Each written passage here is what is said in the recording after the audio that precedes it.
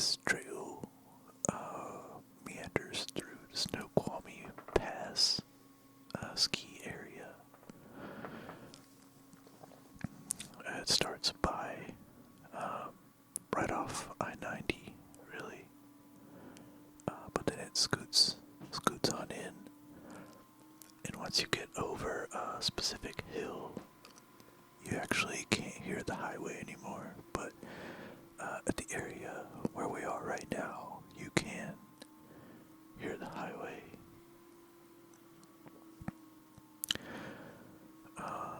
Snoqualmie Pass is a ski resort on I-90. It's one of the lower elevation ski resorts, so I haven't really gone there a whole lot. I've actually only been once because my old company would actually. Oh, we've got some mushrooms. I love little mushroom clusters. They're a lot of fun to find. And I actually just picked up a what's it called? A macro lens. So we've been going out. It was a Christmas present for my partner, and since she's gotten it, we've been going out and taking pictures of little things, like the moss and lichens and mushrooms, little bugs, stuff like that. It's been a lot of fun. And one thing I really enjoy is that it changes the hike. Actually, you go out and, like, usually in the hike you're looking for the big stuff, trees and mountains and lakes, rivers and streams, all the obvious things. But when you go out and you're looking for little things like mushrooms and bugs and lichens, not sure how to say the word, but you're looking for the little things, you have a tendency to slow down, and I don't know, it's interesting. You see like another little world when you slow down and look for these little scenes. It's pretty neat. I've always wanted to, like, secretly make a video game where I go out and do I don't know what it's called, but you like take pictures and maybe use like some kind of 3D scanner on like some of the newer iPhones, and you put them in a computer and you like make a 3D model using the images. I've always wanted to do that with mushrooms and stuff that grow on the trees and in the moss and on tree stumps and stuff, and make like a little puzzle game where you have to get from like one platform to another in these like hyper realistic mushroom moss game areas. I don't know that I'll ever be able to do that or have the skill to do that, but maybe when I'm more comfortable and I don't need to learn so much to actually work.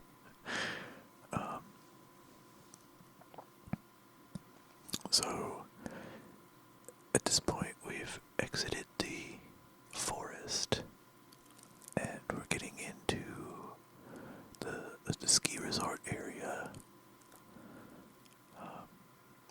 Cedar's a very good boy. He's never, more than 5 or 10 feet away from us. You can see the area. It's really, really a neat area. There's a lot of mountains and stuff.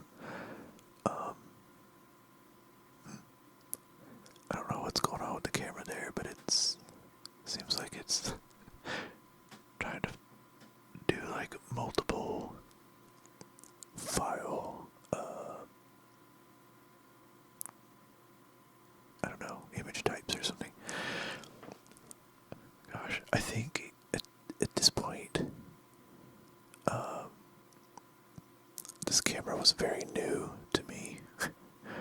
I've been using it for a lot longer now. I think I actually changed the color profile there. I know now, after seeing that, not to do that while I'm filming.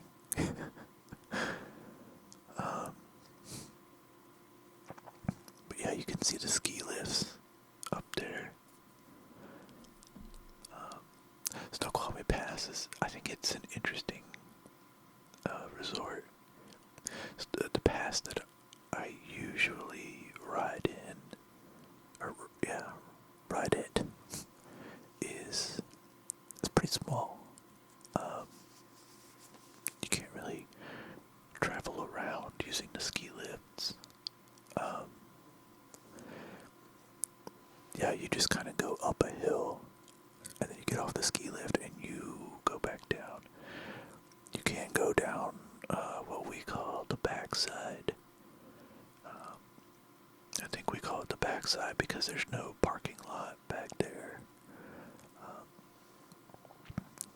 That's where the best terrain is, I think, is on the backside. But you can have a lot of fun on the front side. But anyway, it's mostly just like going up and down in the ski lifts. There's not a lot of like traveling around to like different ski areas at Stevens Pass. Mount Baker, for instance, you can get on a ski lift. And you can ski like one little area that'll have multiple ski lifts. Or you can take a ski lift over to a different area and ski down into a different bowl, and then there's like a third kind of bowl area that you can enter. I think they actually have 3 different lodges that you can visit, depending on which ski lifts you're riding. And I think Snoqualmie Pass is the same way. Because when I went, I think I was riding at Central. And there were some lifts that would take me to this area, which is a bit more... Well, I guess I've never thought about what direction this is. Maybe west. Northwest, I don't know. Than the central area. And I guess there's a southern area. But then you also have Alpental, which is like a whole different ski area that I'm completely unfamiliar with. The terrain looks good, I'll say that. But I've never been there myself.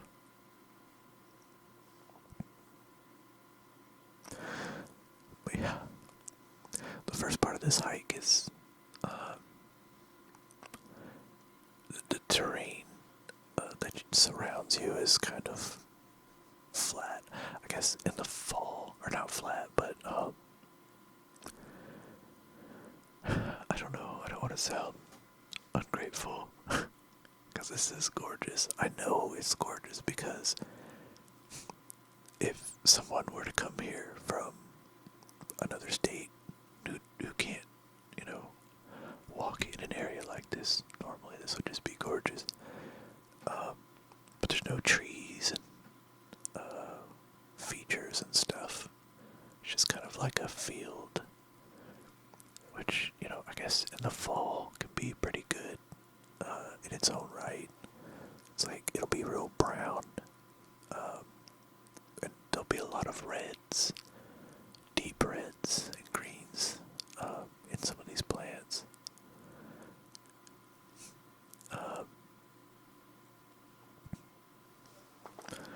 Gosh, I don't know why the video's freaking out like it is.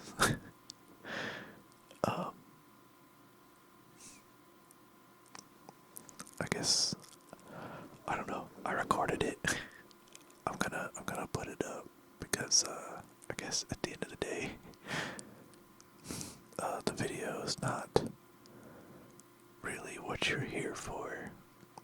You're here for the relaxing whispers. So, yeah.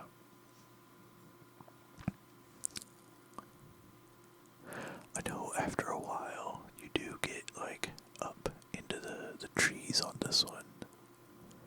Um, and I do like, obviously you get higher and higher and the views get better as you go along. So that's pretty cool. I think it starts to get a little steep here. Once you're up on top of the mountain, it's more like downhill, going to the lake. And you actually have to pass another lake to get there.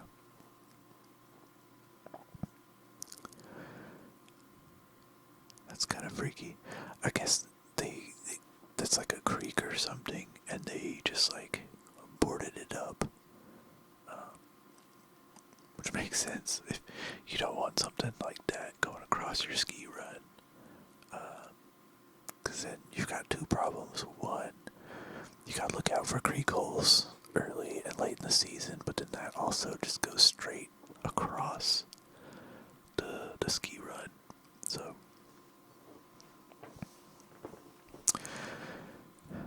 I'm just kind of rambling.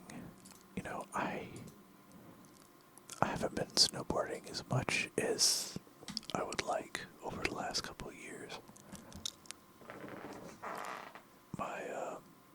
My car hasn't been reliable enough to get up there safely, honestly. And I'm sharing a car with my partner, so if I go up there, because Stevens Pass is like 2 hours away, but even if I went to Snoqualmie Pass, it's still, you know, it's not like I can just go out there for like 15 minutes or for like an hour or two and then like come down and have the rest of my day like I could if I lived in Vancouver. Vancouver has, I think, like 2 or 3 ski resorts, like right by downtown. So that's pretty neat.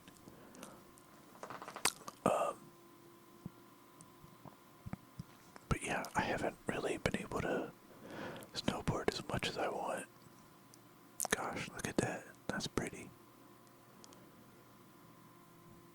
I don't know if this is gonna be all weird and flickery after. Gosh, it almost looks like there's different video coming through or something. That's so strange.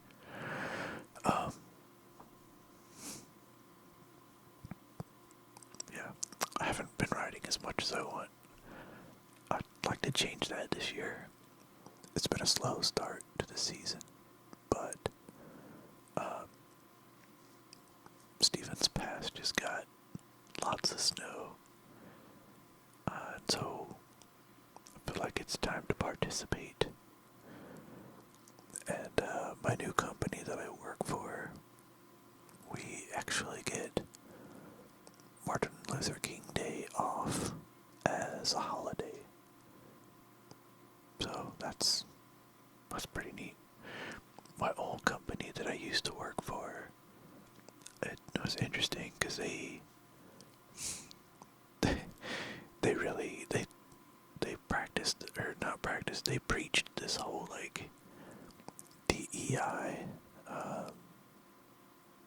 pathway.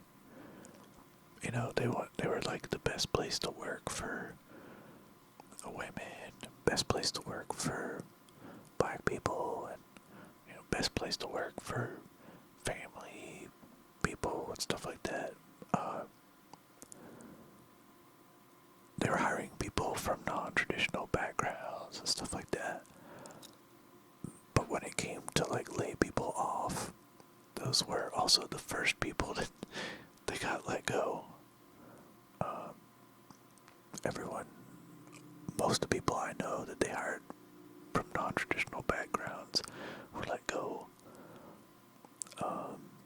Let go nearly all the black people that I was working with, and actually they laid off a couple of people who were on maternity leave.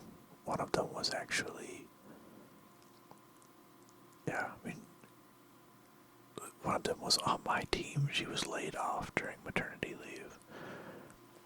And they laid off a lot of, like, people with families and stuff that were on my team as well.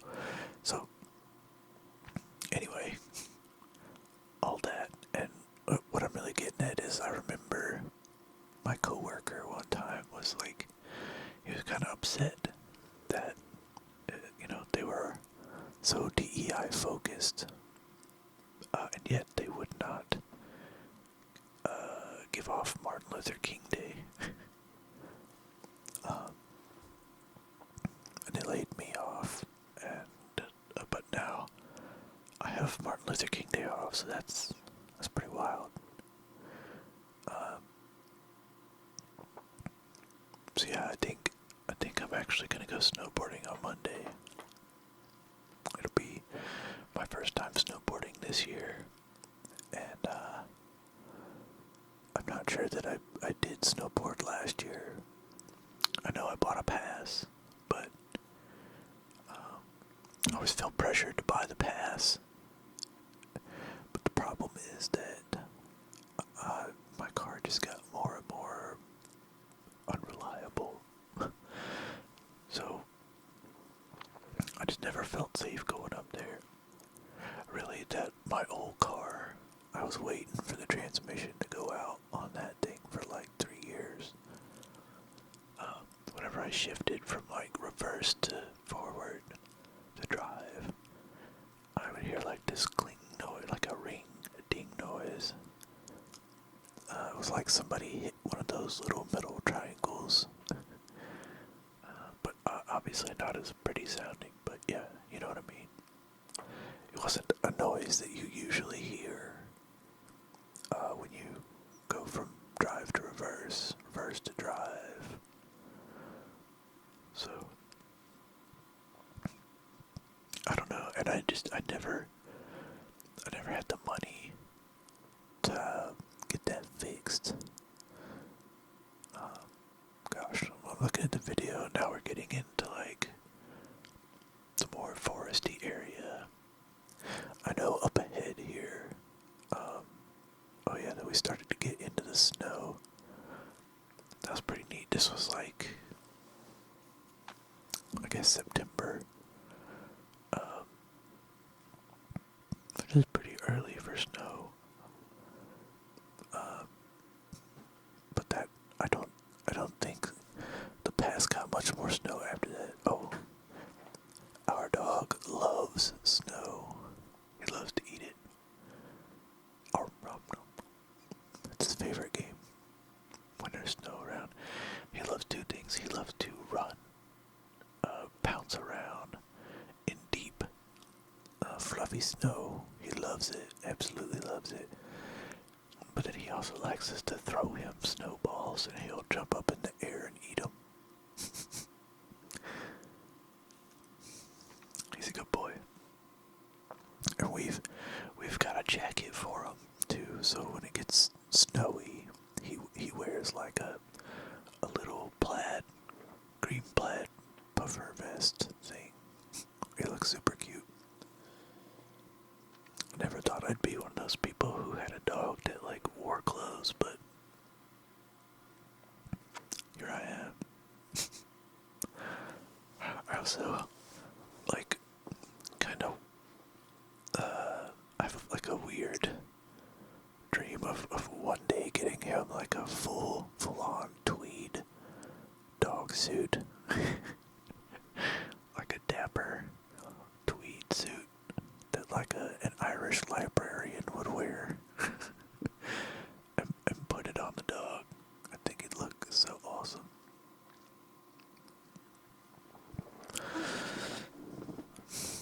But I think eventually on the right here, as we get towards this group of trees,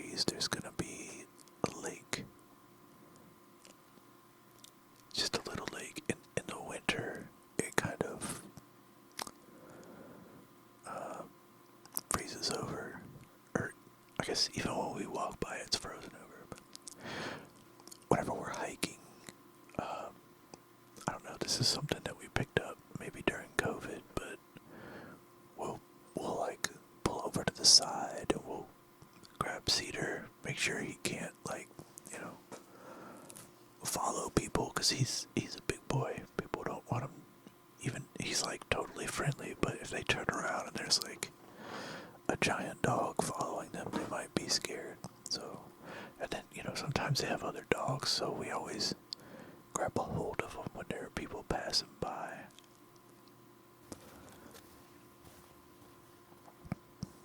I think over here is the lake. You can start to see it. Nice. And I've learned a couple of other tricks with this camera. I'm not sure if I was doing it during this one, but I know now that when I make videos with it, I want to set the shutter speed, what is it? Shutter speed, yeah. I want to set the shutter speed to twice the film rate. So if I'm filming at 30 frames per second, I want a shutter speed of 60 frames per second, or 1/60th of a second. If I'm filming at 25 frames, or 25 frames per second, I want 1/50th of a second for the shutter speed. I don't think I'm doing that here. So there might be like a little chunkiness to the video.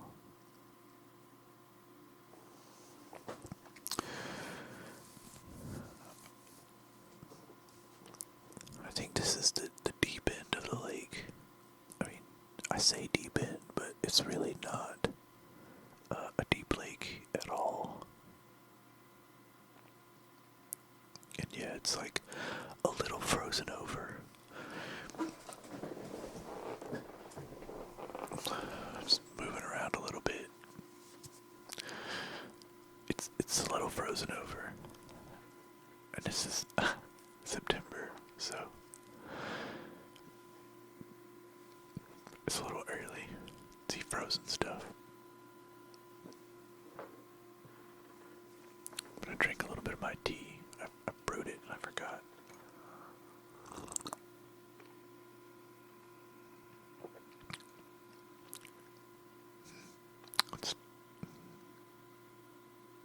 I should have used my other cup.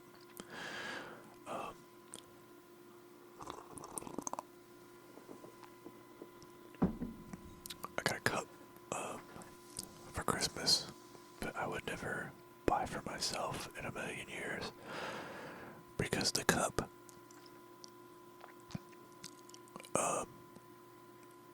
first of all, the first silly thing about it is that the cup is Bluetooth accessible, Bluetooth connective. The second silly thing about the cup is that it has a battery in it. The third silly thing about the cup is that it has an app. So basically, you can download this app and then make sure that the liquid in the cup, you can set the liquid to like basically stay at a specific temperature. And it's not something that I would buy for myself because I think the cup was like $120 something. But my new boss sent it as a gift. Yeah, so I decided to hang on to it, and I've been enjoying it. But I didn't use my fancy Keep Liquids Hot Forever cup.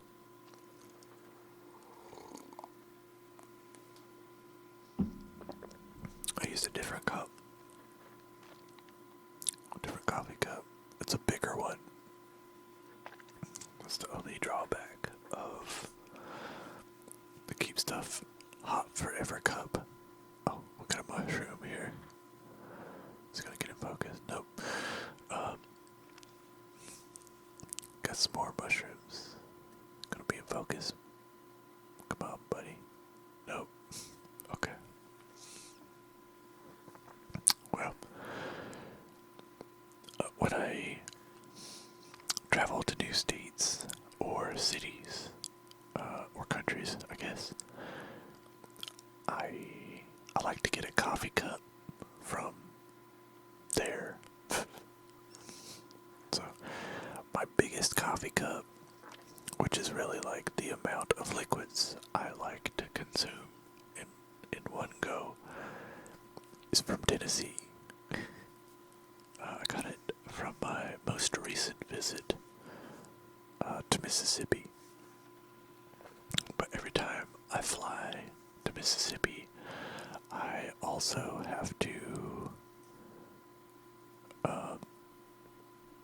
go to Memphis, Memphis International Airport, and I ended up staying overnight at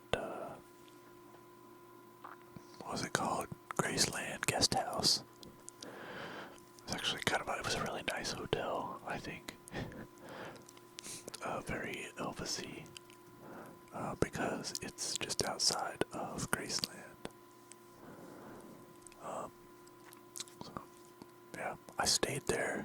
I didn't just like land in the airport. That's the rule I have.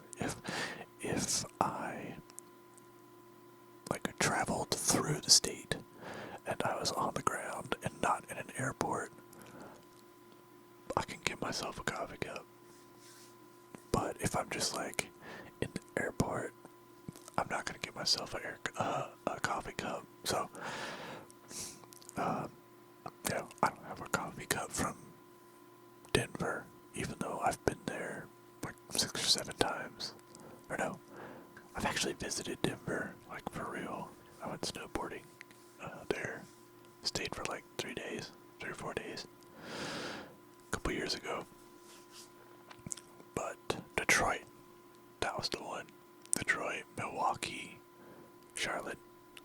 Those are a couple airports I've been in. Dallas. Never been to Dallas. Like, outside of the airport, they've got a giant airport. But yeah, never actually been to Dallas, so I'm not gonna have a Dallas coffee cup. I used to have a bunch. I've lost some of them. So I've got one from Montana, one from Yellowstone, one from New York, one from the Museum of Natural History in New York, Mississippi, Tennessee. I used to have an Idaho one, but something happened to it. I loved that one. It looked like a 3rd grader painted it for their mom. It was so good. It was hideous, but I loved it.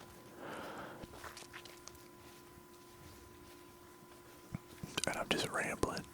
This trail's starting to get more foresty, you know.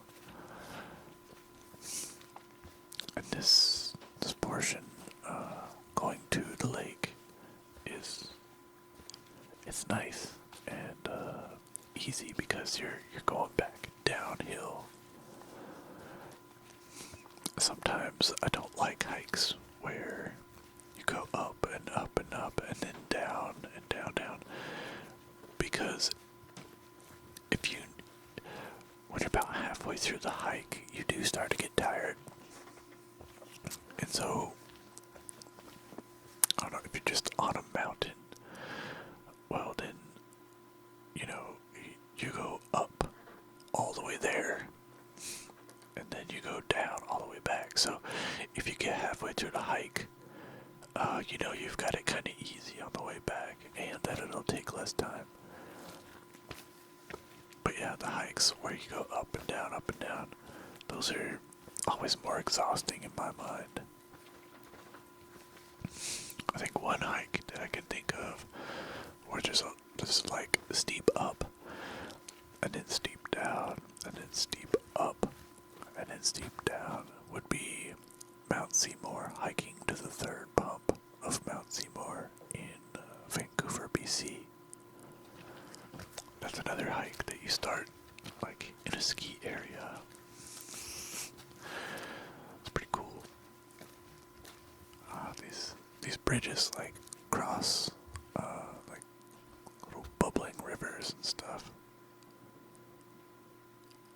I'm gonna see if I can leave the sound in. See what you hear. I'm not sure if I'm talking. I took my headphones off because there's a bit of a delay. And I don't know if you've ever heard of like the speech jammer, but whenever there's like a bit of a delay, and it's fed back to you, it'll like, it verbally trip you. It's kind of wild. I don't know what those are called, but I always love them. I know there's some kind of fungus, and they're like hard as wood. They look like they might be soft and foamy, but they're not. Ooh, excuse me.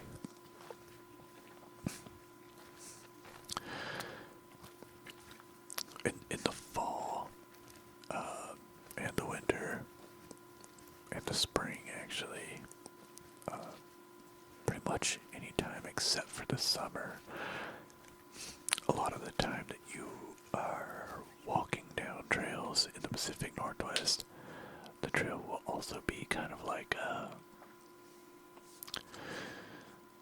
little creek, a very shallow creek, but a creek nonetheless. So sometimes just like as you walk along, you'll hear, yeah, like this area, you'll just hear the water running below your feet. I think it's pretty interesting. I'm not sure how much of this audio I'll be able to leave in. I don't actually want to catch my partner and I like actually talking while we're doing these, but I don't want to tell her to like be quiet. 'Cause it's, I don't know, I enjoy just like walking and talking. Excuse me, I'm so tired.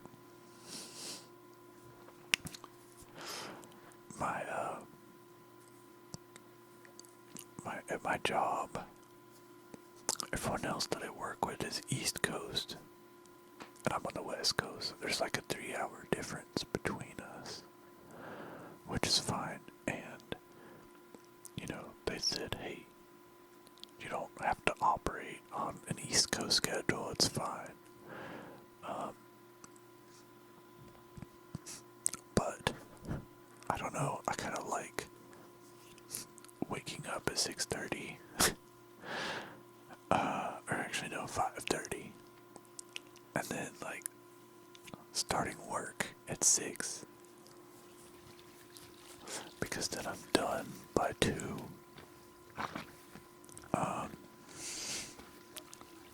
You know, the whole 9 to 5. If you shift them both 3 hours, you've got 6 to 2. It gives me a couple of daylight hours to hit the gym or go explore and do whatever during business hours that I need to do. But it does make me a little tired by Friday. And then on Saturday, I just kind of want to sleep in. And my partner wants to wake up and go on an adventure, so I always have fun while I'm on these adventures like this. And look how pretty this forest is. I've got some mushrooms here. Let's see if we can get these in focus. Ah, there we go. They're in focus. these mushrooms, these little mushrooms, are what inspired us to look into macro photography and stuff.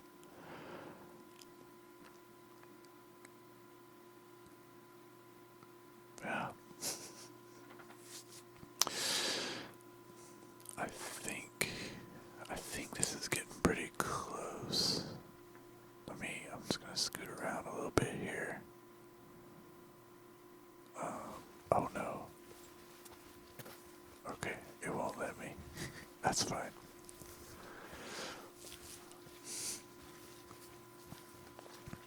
I think right now we're at 36 minutes.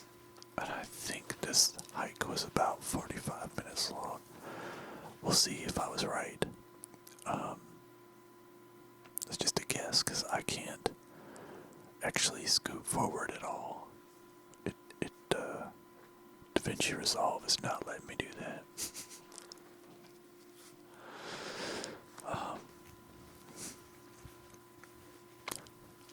Yeah, so I am going to record more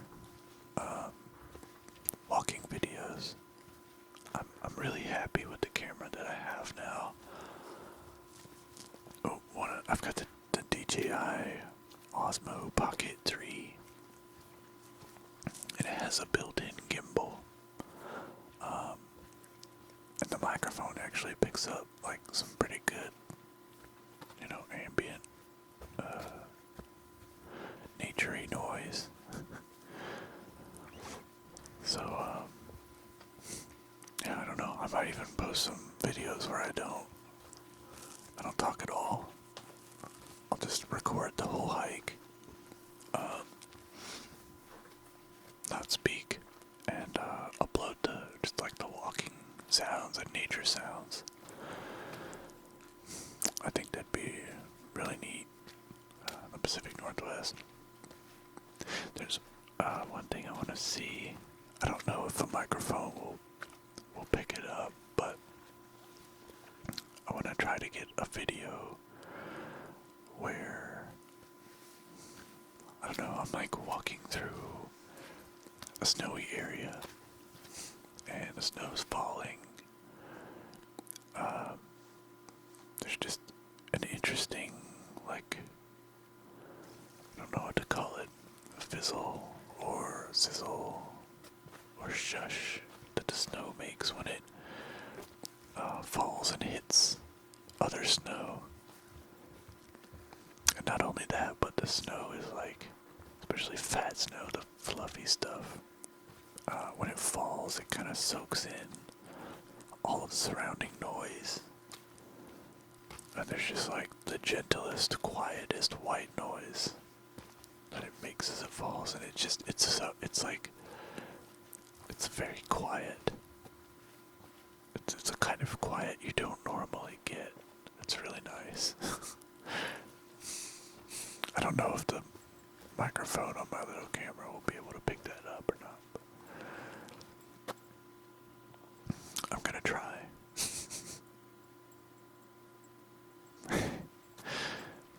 Cedar loves the forest. It's his favorite place. When he was a puppy, it was really hard. He did not like being on leash, and he would just pull us all over the place. And if you tried to let him off leash, he would just cut out running.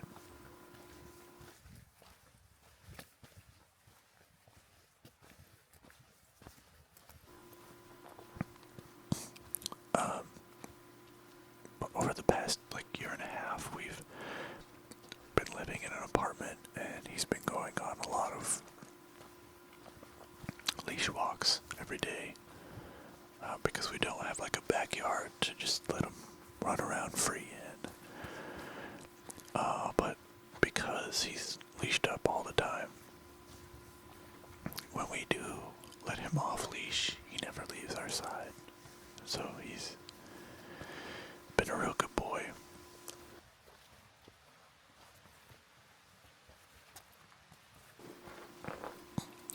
Like I said, when other people or dogs come by, we hold him.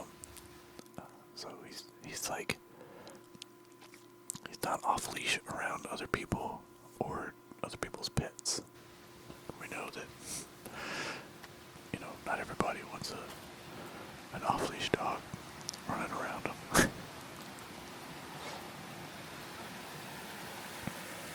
It's a neat little waterfall.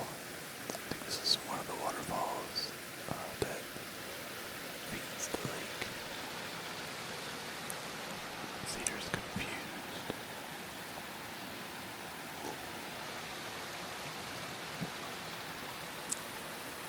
Watching this water is making me thirsty.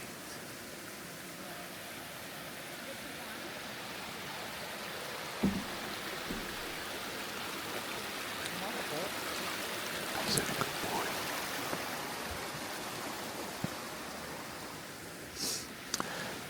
Every time I see like waterfalls or pools of water in the Pacific Northwest, it makes my mouth water. It's so weird. Like if I look at a bottle of water or a glass of water from the sink, it doesn't make me thirsty. And also I'll say if I drink it, it doesn't, there's something that it doesn't satisfy. But this water is pretty good. It's quenching and cold. Whenever I do drink it, it's really good. I've got like a purifier, so I'm not just slurping water out of lakes and stuff. I might have to pause here in a minute. I think maybe my partner will be back soon. I only make these videos when my partner is at her Irish dance class, so I don't know, when she's here I like to be available or with her, one or the other. Plus, making whisper videos, it's a little strange. We all know that, right? Just like in a room by yourself, whispering for a bunch of strangers. It's a weird thing. It's nice though. It's the only part of the internet that's like, I don't know, wholesome. Or it used to be anyway. I feel like there's definitely a lot of weird ASMR content now that I don't know, it is what people think ASMR is. Which we know as people who enjoy ASMR, it isn't.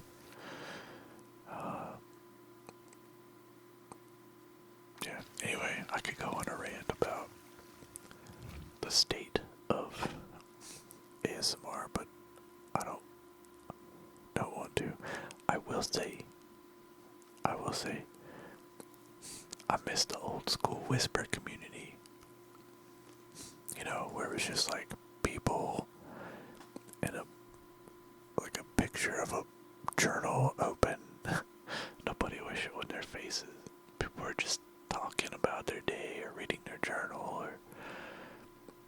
or reading poetry, whatever. And that was nice. That was like a wholesome moment in history. A bunch of people just producing content to help other people chill out.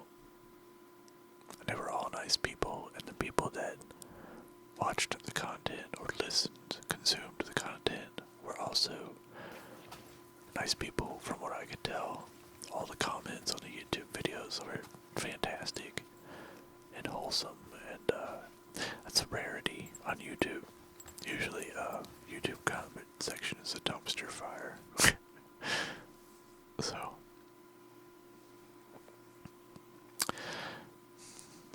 I think at this point in the video, we're probably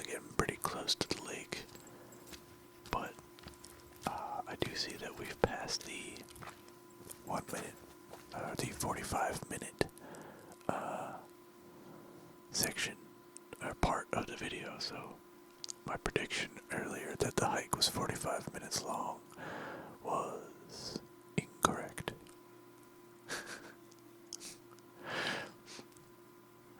I remember we let him go because she was like, oh, he's fine. She asked if he was friendly and wanted to pet him, so we let him check her out.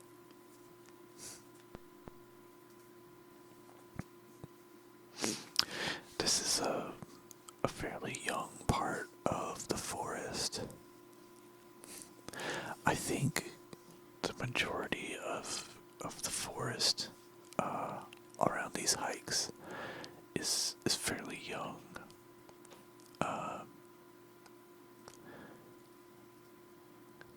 I think a lot of the area was logged, like in the early 19s, late 18s, early 19s.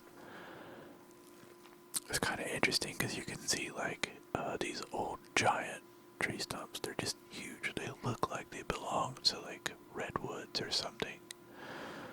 And some of these trees that are older really start to look more like as tall and as wide as a redwoods. It's really neat. Look at these things. It's so cool. Just tons of them all over this log.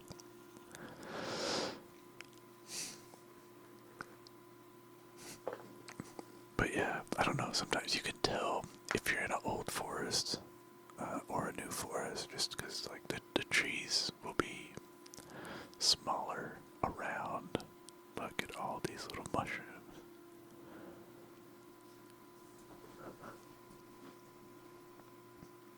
Moving around, buddy.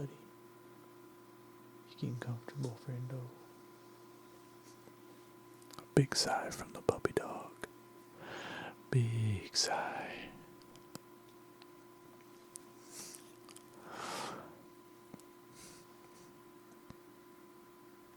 I like these wooden bridges.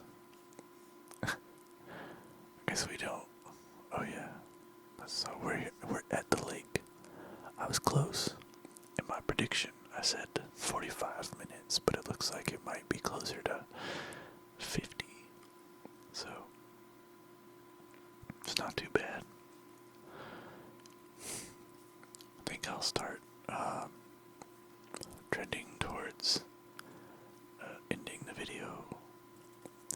Thanks for watching. I hope you've enjoyed it. I know that I have a extremely brief motion lapse at the end of this. Still kind of trying to figure out those time-lapse settings on this camera. I think my Sony a7 III does better time lapses because you can then set the shutter speed, and I don't know if you get a little bit of motion blur in some of your pictures. It makes it look smoother, whereas like I don't know, just normal still frame, really high shutter speed pictures all stitched together, you get like this slight chunkiness to the time lapse. I'm sure there's like an iPad app that'll like, I don't know what it's called, motion blur. It'll like add like some computerized motion blur. Might try for that. But anyway, we're gonna be getting to the lake. So enjoy the view from the lake. Thank you. Oh. That's a nice little. Can you hear that? That's such a pleasant sound. I might just do a video one day where I come back and just point the camera at that little waterfall and just record the noise. I can see the title already. 10 hours. Waterfall. No speaking. hours. Tiny waterfall, no speaking.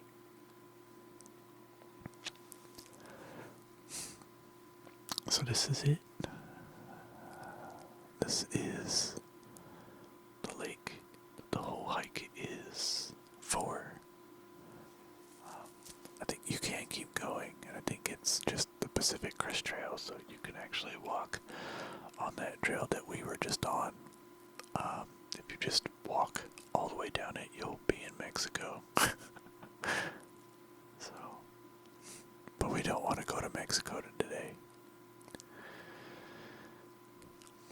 But yeah, this is the lake.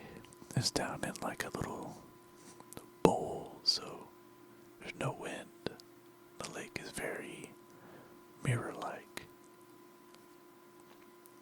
I think Cedar ended up getting the zoomies, but I turned off the camera by then. But yeah, thank you for watching the video. I hope you enjoyed it. Let me know if there are any improvements I can make to this video. Please let me know if the microphones are too loud or too quiet. I don't really know how to tell. But yeah, you have a great night. Goodbye. And I love you.